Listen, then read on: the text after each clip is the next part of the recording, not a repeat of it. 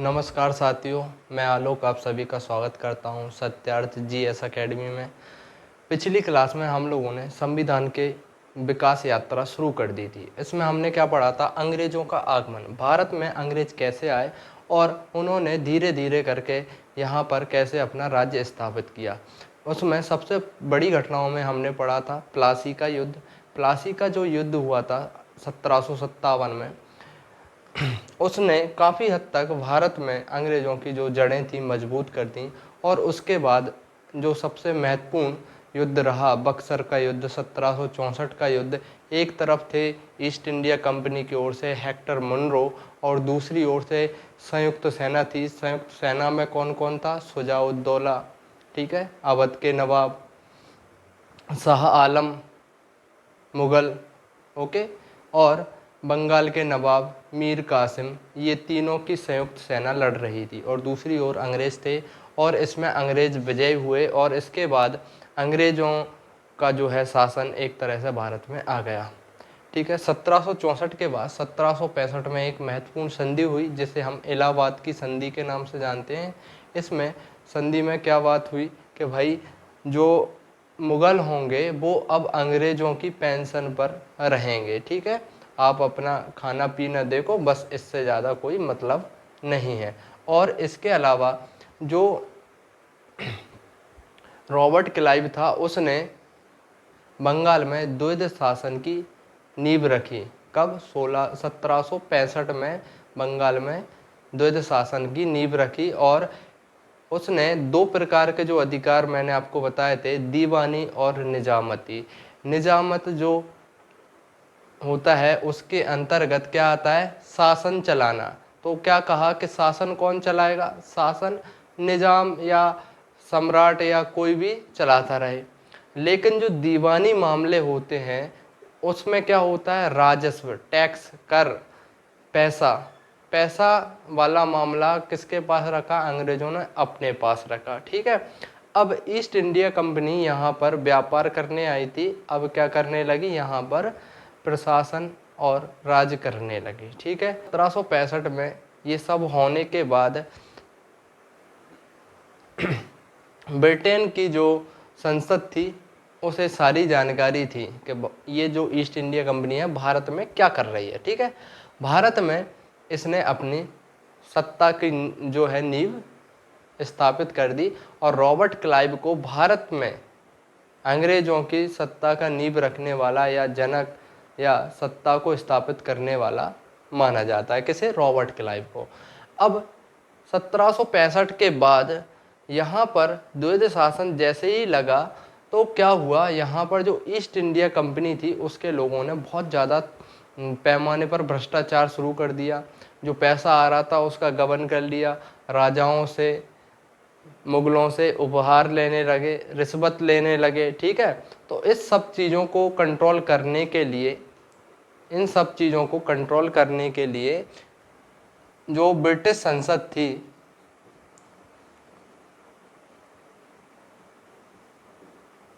British संसद ने east India company को नियंत्रण में लाने के लिए, ठीक है, कुछ नियम बनाए। और उन नियमों से ही हमारे भारत के संवैधानिक विकास की जानकारी हमें मिलती है। तो हम इन नियमों को दो पार्ट में पढ़ने वाले हैं, कंपनी का शासन और ताज का शासन। यहाँ पर क्या हो रहा था? नियम बनाता कौन था? नियम बनाती थी ब्रिटेन की संसद। और उस नियम के अनुसार शासन भारत में कौन चलाता था? कंपनी चलाती थी। वहीं ताज का शासन या सम्राट का शासन या क्राउन का शासन आप पढ़ते हैं। इसमें क्या होता है कि भाई नियम भी कौन बनाएगा? ब्रिटेन की संसद, जो ब्रिटेन में बैठे हुए लोग हैं।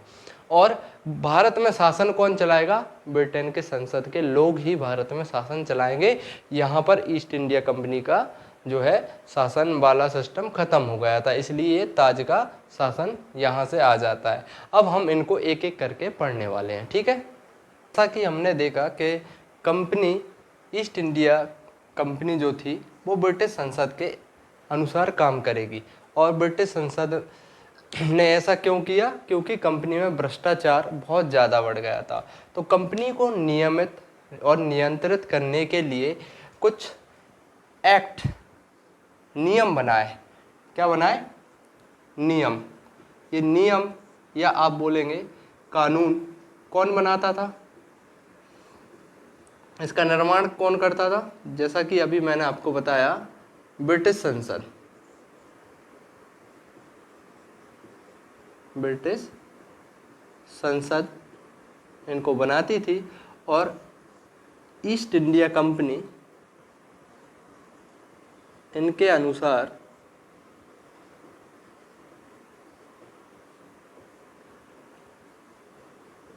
भारत में क्या करेगी? शासन करेगी। ठीक है, ये कहानी आप समझ गए। तो हम सबसे पहले कंपनी के शासन को पढ़ेंगे और कंपनी के शासन के अंतर्गत, ये कंपनी के शासन कहानी है, नियम बनाएगा कौन? ब्रिटेन की संसद बनाएगी। ठीक है, और ब्रिटेन की संसद नियम बना के भेज देगी किसको? ईस्ट इंडिया कंपनी को, और ईस्ट इंडिया कंपनी उन नियमों के अनुसार भारत में शासन व्यवस्था को चलाएगी। ठीक है, ये आप समझ गए होंगे। तो इसके अंतर्गत 1773 का रेगुलेटिंग एक्ट पढ़ने वाले हैं, 1881 का एक्ट ऑफ सेटलमेंट। ठीक है, एक्ट ऑफ सेटलमेंट को पढ़ेंगे, पिट्स इंडिया एक्ट 1784 को पढ़ेंगे, और ये अधिकतर छोड़ देते हैं लेकिन हम इसको कवर करेंगे। 1786 का संशोधन अधिनियम और 4 चार्टर अधिनियम आए थे। ये 20-20 के वर्ष के अंतराल से हैं। इनकी बस एक डेट याद रख लो, पहला कब आया? पहला कब आया? बस पहला 1793 में आया था। बस ये याद रख लो, डेट अपने आप याद हो जाएगी। क्या याद रखना है? प्रत्येक चार्टर 20 वर्ष बाद आया। इसमें 20 जोड़ोगे तो क्या होगा? 1813। 1813 में 20 जोड़ोगे तो क्या होगा? 1833 प्लस 20 प्लस करोगे तो 1853 आएगा। अब हम इनको एक एक करके समझते हैं। हम इनको 2 क्लासेस में कवर करेंगे जिससे कि अच्छे से समझ सकें। ठीक है, हम सबसे पहले 1773, 1881 और पिट्स इंडिया एक्ट को कवर करने वाले हैं। ओके, सबसे पहले हम 1773 के रेगुलेटिंग एक्ट की बात करने वाले हैं। ये पहला कदम था जब ब्रिटेन की संसद ने ईस्ट इंडिया कंपनी पर अपना नियंत्रण रखने के लिए ये पहला अधिनियम लाए। रेगुलेट यानी उसे अच्छे से चलाने के लिए, नाम से ही स्पष्ट हो रहा है। ठीक है, नियंत्रित करने के लिए ब्रिटिश संसदीय नियंत्रण। ओके, इसलिए इस अधिनियम को लाया गया था। ओके, ईस्ट इंडिया कंपनी को राजनीतिक मान्यता दी गई। अब ईस्ट इंडिया कंपनी जो है 1773 से पहले ये किस रूप में जानी जाती थी? एक व्यापारिक कंपनी।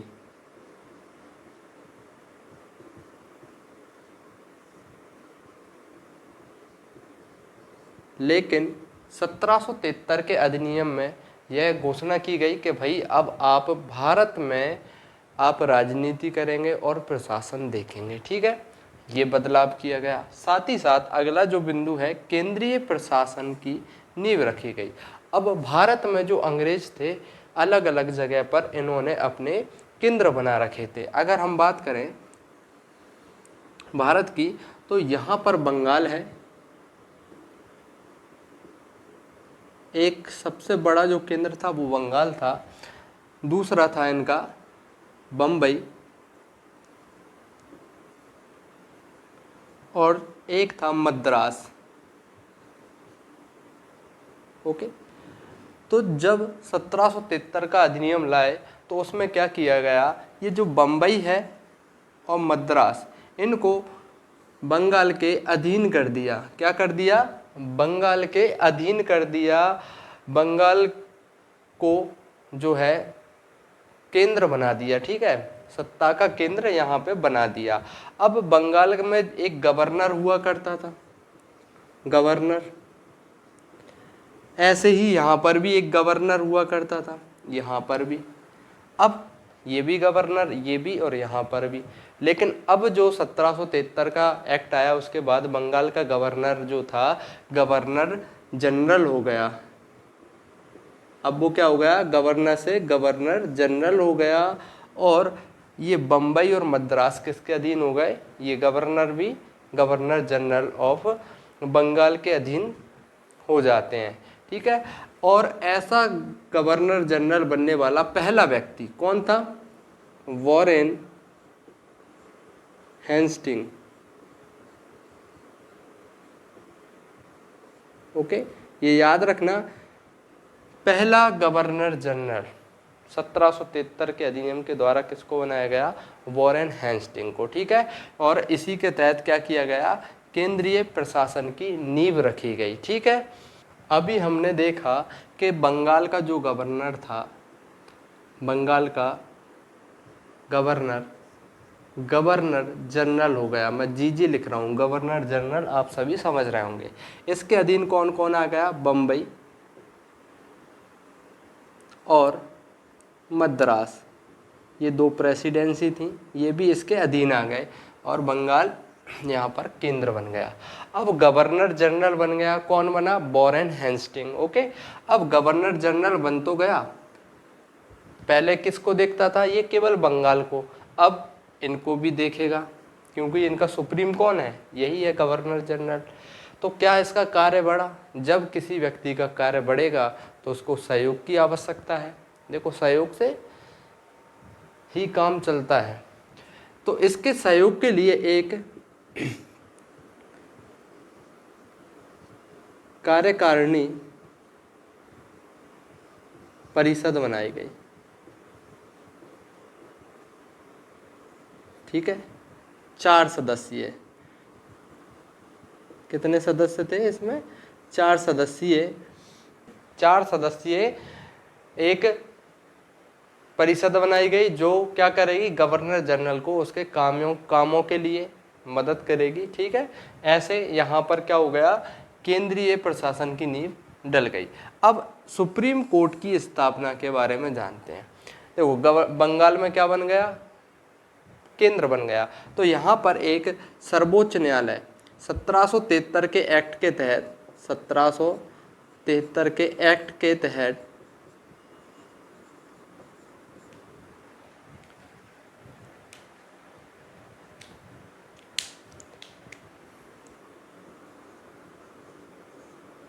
कलकत्ता में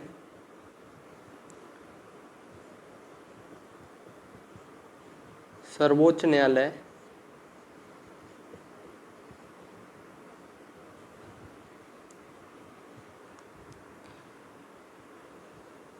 का गठन किया गया। ठीक है, कब किया गया, 1774 में, 1774 में किया गया। ठीक है, 1773 में अधिनियम आया और उस अधिनियम के तहत 1774 में कलकत्ता में एक सर्वोच्च न्यायालय या सुप्रीम कोर्ट का गठन किया गया। इसके सुप्रीम कोर्ट के जज कौन थे, मुख्य न्यायाधीश, एग्जाम में पूछा जाता है, न्यायाधीश कौन थे, तो एलिजा एम्पे कौन थे,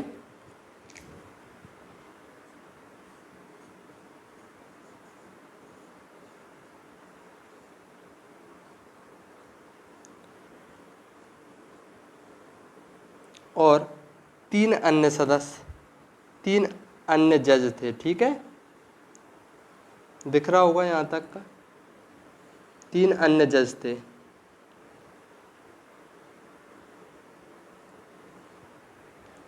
कलकत्ता में एक सुप्रीम कोर्ट की स्थापना की गई 1774 में।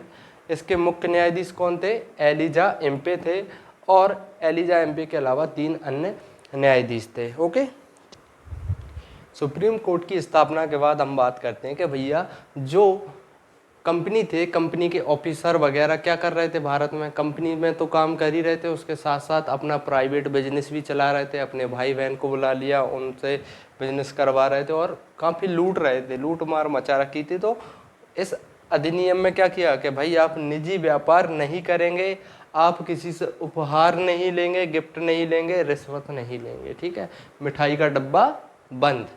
लोगे तो वो गैर कानूनी है, या फिर टेबल के नीचे से लो, जो आज चलता है ना। कहने को भ्रष्टाचार या रिश्वत लेना बंद है, लेकिन असलियत आप भी जानते हैं और मैं भी, ठीक है। तो ये बात आप अच्छे से समझ गए होंगे। कोर्ट ऑफ डायरेक्टर, यहाँ से प्रश्न आता है। कोर्ट ऑफ डायरेक्टर को हम COD कह देते हैं, कोर्ट ऑफ डायरेक्टर्स, ठीक। इसे हिंदी में निदेशक मंडल, निदेशक मंडल के नाम से भी जाना जाता है, ठीक है। एग्जाम में पूछा जा सकता है। अब निदेशक मंडल एक बीच की संस्था बनाई गई, ओके। बीच की संस्था किस किस के बीच की संस्था थी ये? ब्रिटिश संसद, ब्रिटिश संसद, COD और ईस्ट इंडिया कंपनी, ठीक है। तो ये COD, कोर्ट ऑफ डायरेक्टर्स, ये निदेशक का काम करेगी। जो भी कंपनी काम कर रही है, ठीक है, उसकी जानकारी किसको देगी? ब्रिटिश संसद को, ठीक है। ये डायरेक्टर का काम करेगी, ठीक है, निदेशक का काम करेगी। किसके लिए? ईस्ट इंडिया कंपनी के लिए। खासकर इसमें ये स्पष्ट किया था कि भाई राजस्व सैन्य तथा नागरिक मामलों की रिपोर्ट, इनकी क्या रिपोर्ट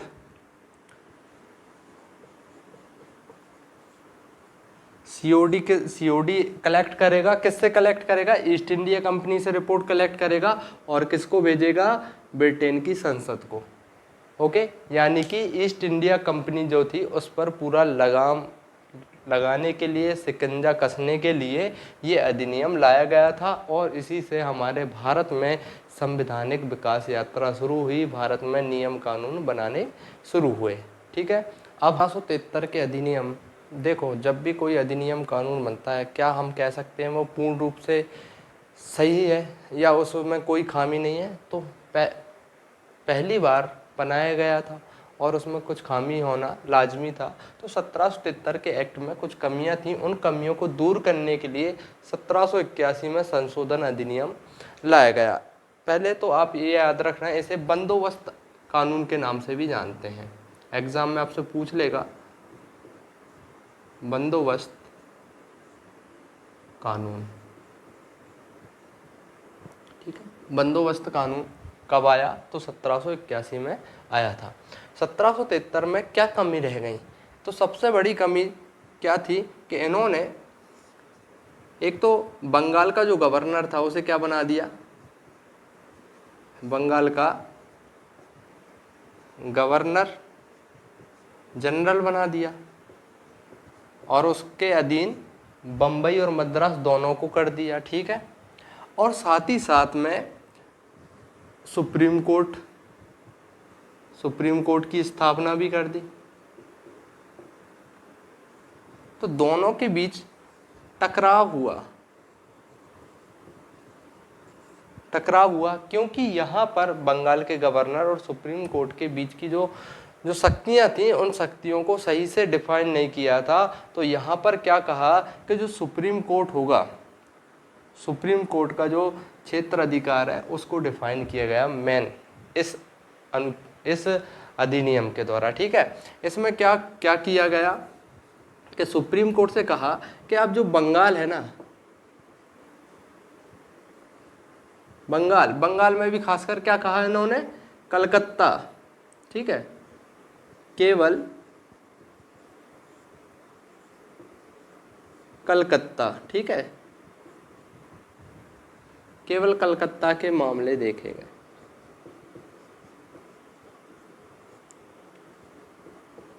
ठीक है। क्या कहा? बंगाल में जो कलकत्ता में ही स्थापित किया था, तो केवल कलकत्ता के मामले ही देखें, इसके अलावा आप अन्य मामले नहीं देख सकते। स्पष्ट कर दिया कि सुप्रीम कोर्ट जो है, पहला तो ये हुआ, दूसरा क्या हुआ? सुप्रीम कोर्ट राजस्व मामलों में कोई दखलंदाजी नहीं देगा।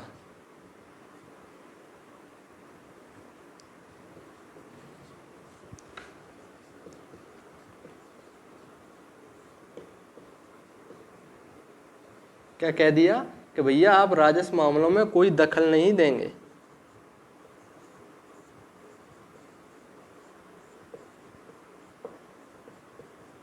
ओके। और साथ ही साथ क्या कह दिया कि जो ईस्ट इंडिया कंपनी है ना, ईस्ट इंडिया कंपनी के अधिकारी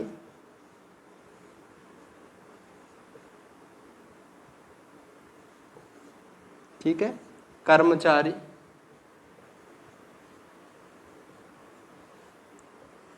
के खिलाफ कार्रवाई नहीं कर सकते।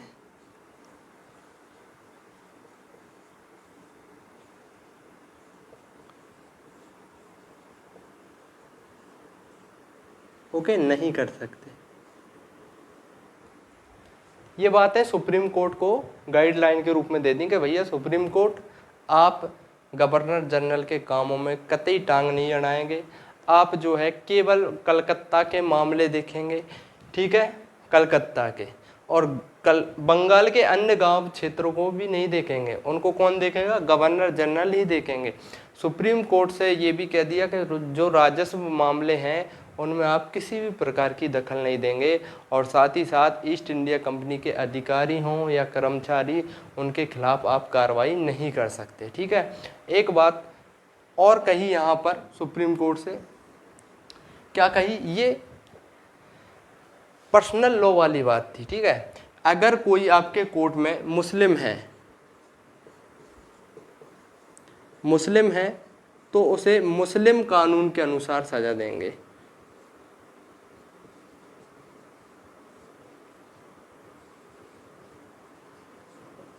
अगर मान लो कोई व्यक्ति मुस्लिम है, उसने चोरी की, तो उसे मुस्लिम कानून में जो लिखा है उसी अनुसार आप उसे दंड देंगे। ठीक है। और क्या कहा? यदि कोई हिंदू है और हिंदू ने चोरी की है तो उसे हिंदू कानून के अनुसार आप दंड देंगे। ठीक है। यहाँ पर क्या बात कह दी सुप्रीम कोर्ट से कि आप अपने अनुसार मुस्लिम हिंदुओं को यहीं से शुरू हो गई थी अलगाव की करने की जो है व्यवस्था, एकदम यहीं से। ठीक है। अंग्रेजों ने तो जितना हिंदू मुस्लिम को अलग किया ना, उससे ज़्यादा किसी ने नहीं। आजकल राजनेता कर रहे हैं, बस थोड़ा सा अंतर है। बस क्लियर है, समझ? अभी हमने जाना सुप्रीम कोर्ट की जो शक्तियाँ थीं उनको कम किया, और जो गवर्नर जनरल था,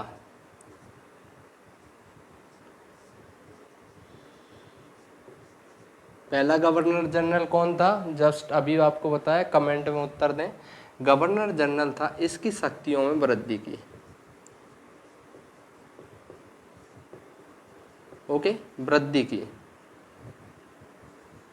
कैसे?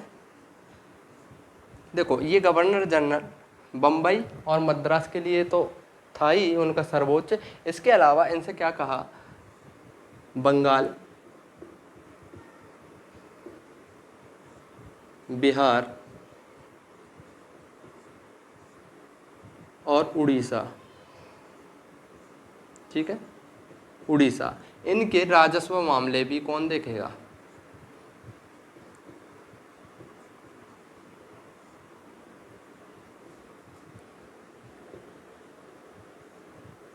गवर्नर जनरल ही देखेगा। ठीक है।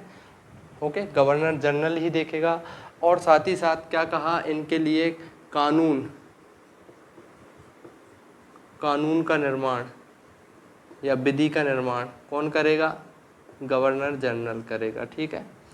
और इसके अलावा इन क्षेत्रों के जो सुप्रीम कोर्ट होगा, अभी हमने जाना, स्पेशली केवल कलकत्ता शहर के मामले देखेगा। सुप्रीम कोर्ट बंगाल, बिहार, उड़ीसा या जो ग्रामीण क्षेत्र है उन सभी के मामले कौन देखेगा? गवर्नर जनरल देखेगा। ठीक है। और ये जो अधिनियम था 1781 का अधिनियम, संशोधन अधिनियम, इसका मुख्य काम क्या था?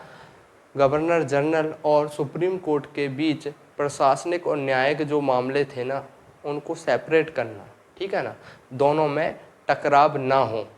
इसमें खासकर गवर्नर जनरल की शक्तियां बढ़ गईं और सुप्रीम कोर्ट की जो क्षेत्राधिकार था, शक्तियां थीं, उनको कम किया गया।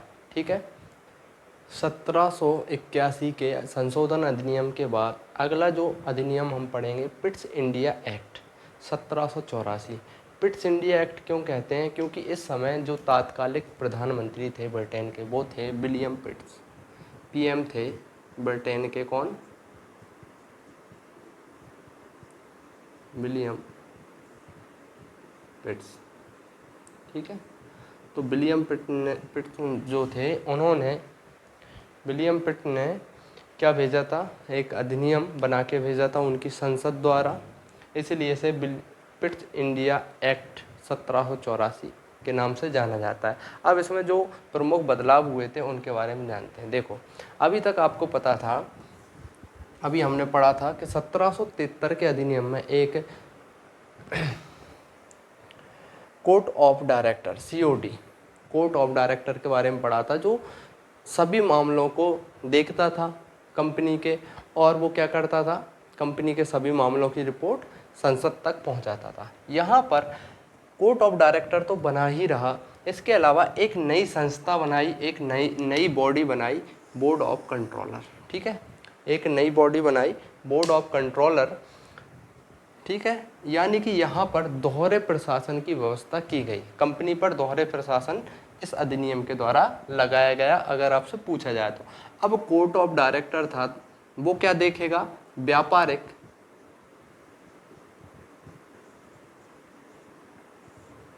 एवं व्यापार से संबंधित प्रशासनिक मामले, व्यापारिक एवं प्रशासनिक मामले देखेगा। ठीक है, कोर्ट ऑफ डायरेक्टर, निदेशक मंडल क्या क्या काम करेगा? अब व्यापार और प्रशासनिक मामलों को देखेगा। ठीक है, अब जो board of controller, board of control जो था, वो क्या करेगा? कंट्रोल, किसको कंट्रोल करना है? तो भारत में राजनीतिक एवं सैन्य मामले, कौन से?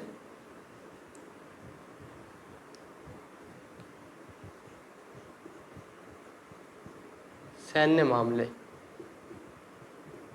ठीक है, स्पष्ट हो गया आपको? ये COD है, कोर्ट, BOC है, board of controller. Board of controller क्या काम करेगा? राजनीतिक और सैन्य मामले देखेगा। ठीक है, जबकि बोर्ड ऑफ डायरेक्टर्स क्या करेगा? व्यापारिक और प्रशासनिक मामले देखेगा। इसका अर्थ क्या है? इसका अर्थ है COD plus board of controller, ये दोनों ही मिलके ईस्ट इंडिया कंपनी पर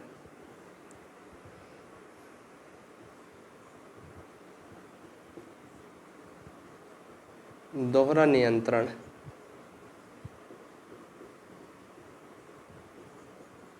स्थापित किया गया। ठीक है,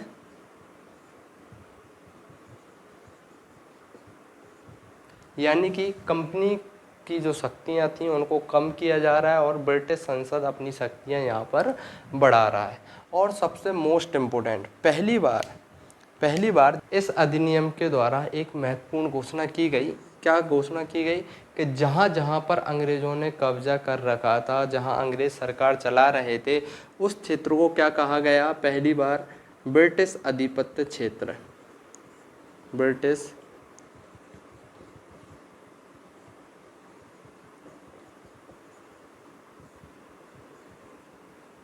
ठीक है, ब्रिटिश आधिपत्य क्षेत्र, ये शब्दावली यहाँ पर आई। याद रखना, आपसे सीधा पूछा जाएगा किस अधिनियम के द्वारा ब्रिटिश आधिपत्य क्षेत्र को उसका वर्णन किया गया या उसके बारे में बताया? तो पिट्स इंडिया एक्ट 1784 में।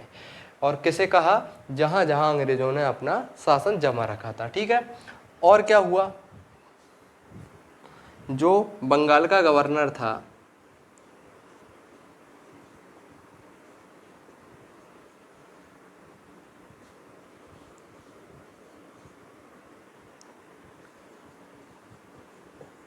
जो बंगाल का गवर्नर जनरल था, इसको ये शक्ति दे दी कि अब बम्बई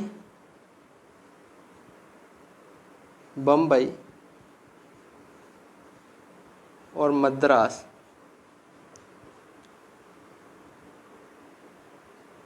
बम्बई और मद्रास पूर्णतः किसके अधीन हो गए?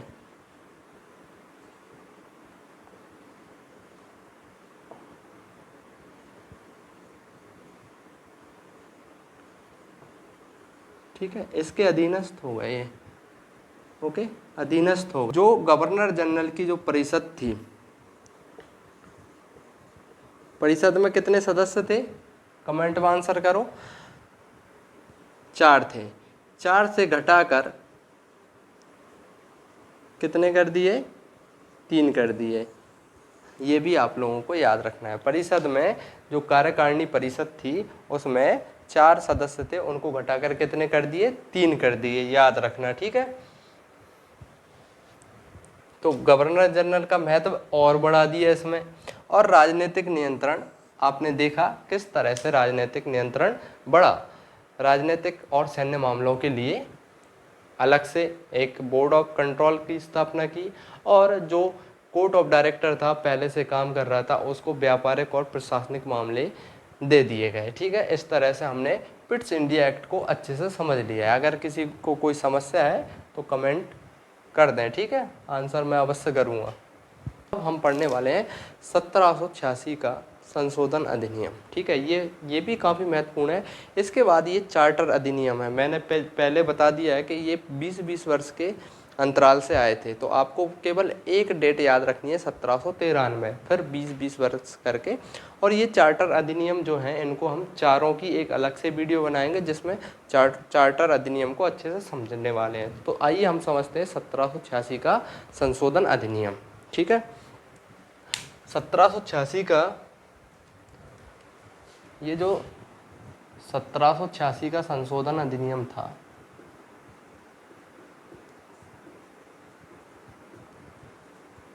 पता है ये क्यों था, क्यों लाया गया था?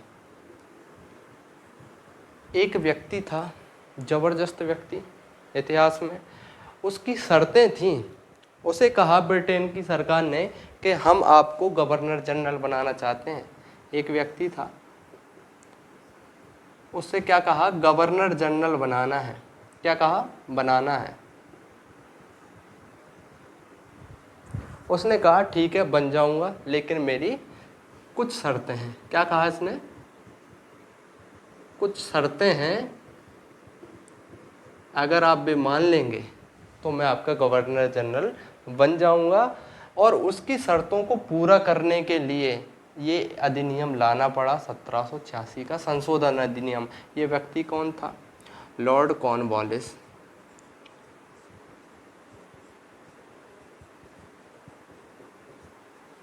इसका बहुत बड़ा योगदान है।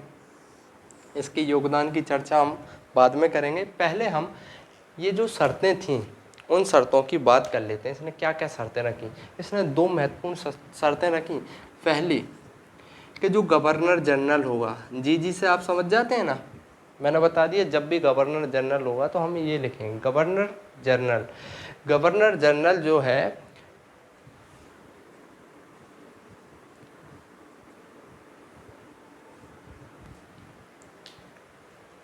गवर्नर जनरल अपनी इच्छा अनुसार काम करेगा।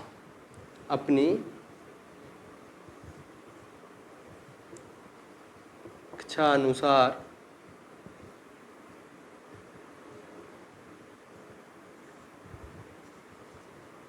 कार्य करेगा।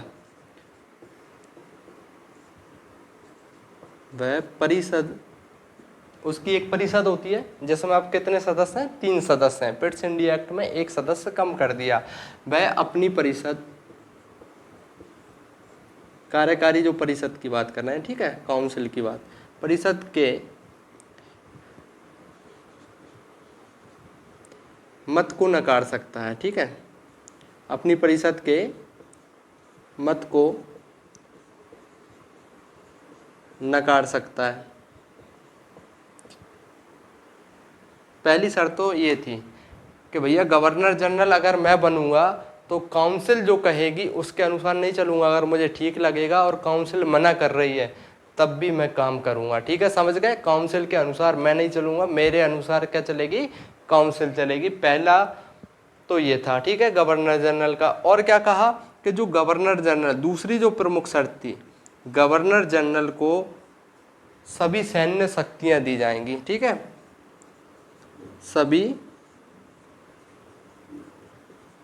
सैन्य शक्ति दी गई। ठीक है, इस अधिनियम में उसने मांग की थी कि गवर्नर जनरल को सभी सैन्य शक्तियां चाहिए, और गवर्नर जनरल को पता है क्या पद दिया जाए, इसी को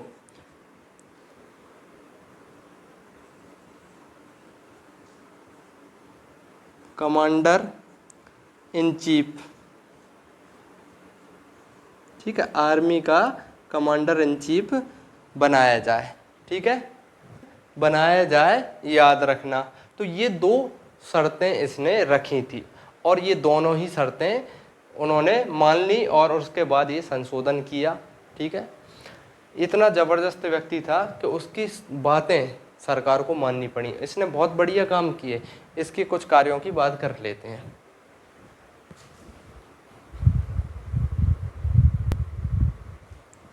चलो अब थोड़ा सा कॉर्नवालिस के बारे में जान लेते हैं। कॉर्नवालिस के जो योगदान रहे, स्थायी बंदोबस्त ये राजस्व से संबंधित है। ठीक है, टैक्स कलेक्ट करने से संबंधित एक प्रणाली है। इसमें क्या किया गया कि जमींदारों को ज़मीन का मालिक बना दिया, और उनसे कहा भाई अगर आपको 100 बीघा दिया तो हमें इतना टैक्स चाहिए। स्थायी बंदोबस्त।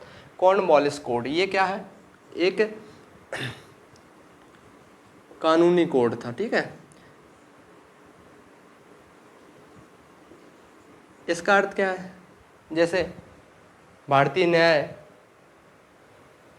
कोड IPC वगैरह चलते हैं ना, ऐसे ही कॉर्नवालिस ने कुछ नियम कानून बनाए, कानूनी कोड। ठीक है, सिविल सुधार, सिविल सेवाओं में इतना सुधार किया कि इसे भारतीय सिविल सेवा का जनक कहते हैं। किसे, इसी को भारतीय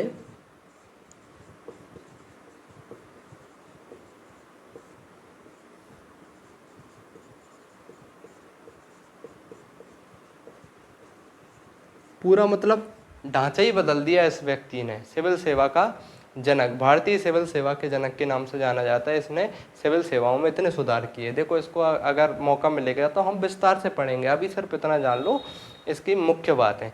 पुलिस सुधार, इसने पहले क्या हुआ करता था, जमींदारों को बता दिया कि गांव में आप देखो, आपका ही पुलिसिंग का काम कौन कर रहा था, जमींदार। लेकिन पुलिस का काम अब अलग से पुलिस करेगी। पुलिस व्यवस्था की इसी व्यक्ति ने। इसने जो SP का पद होता है ना, SP का पद बनाया। ठीक है, SP का, सुप्रीडेंट ऑफ पुलिस।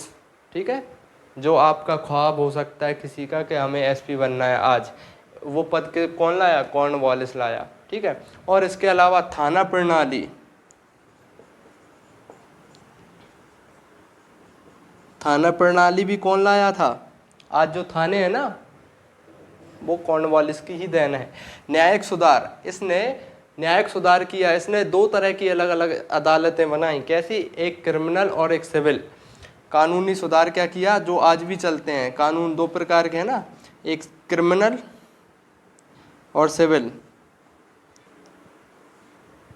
इसे सिविल मामलों को क्या कहते हैं, दीवानी मामले, और क्रिमिनल मामलों को क्या कहते हैं, फौजदारी मामले। तो इनके लिए अलग अलग अदालतें बनाई। किसने, कॉर्नवालिस ने। इसलिए मैंने आपको बताना जरूरी समझा कॉर्नवालिस के बारे में। ठीक है, आज की क्लास यहीं पर समाप्त होती है। अगली क्लास में हम चारों के चारों चार्टर अधिनियम लेकर आएंगे और उन्हें अच्छे से समझेंगे। यदि आपको क्लास पसंद आई है तो इसे लाइक करें, ज़्यादा से ज़्यादा लोगों तक शेयर करें, और कुछ प्रश्न हैं उनको भी सॉल्व करें और बाद में उनका उत्तर कमेंट बॉक्स में दें।